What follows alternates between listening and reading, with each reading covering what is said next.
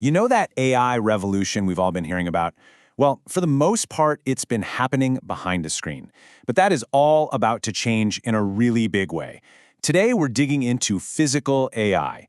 This is the moment artificial intelligence gets a body and literally steps out into our world.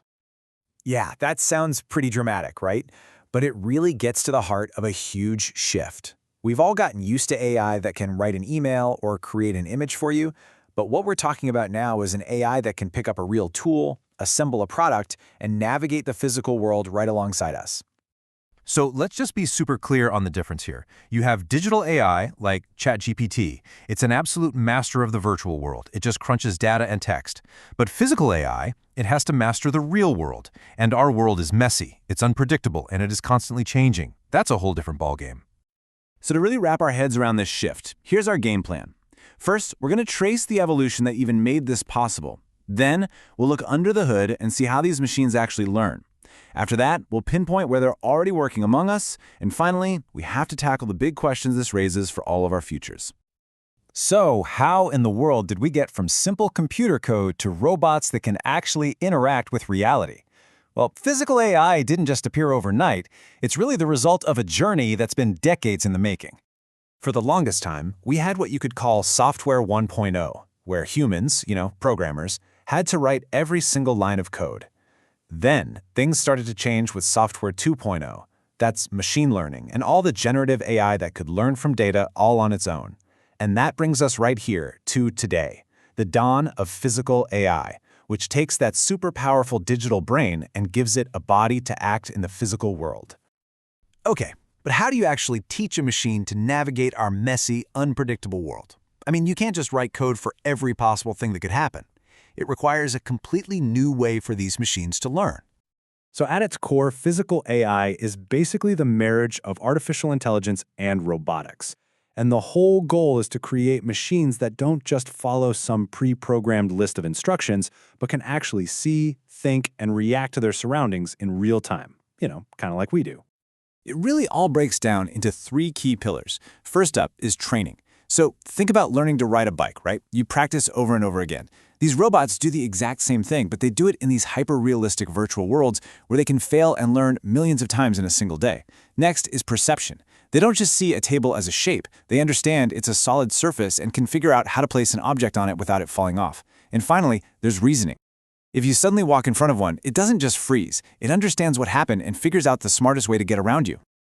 And you got to understand, this isn't just about better hardware. The real engine powering all of this is a new kind of software called a physical AI foundation model.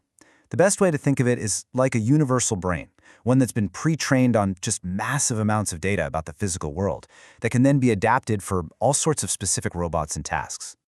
So what makes these models so incredibly powerful? Well, for one, they're multimodal. They can process vision, touch, and sound all at the same time. They're also highly adaptable. So a single base model can be fine-tuned for a bunch of different jobs. But the most important part is what's called embodied intelligence. This just means they don't just think about an action, they learn by actually doing it and getting feedback from the real world.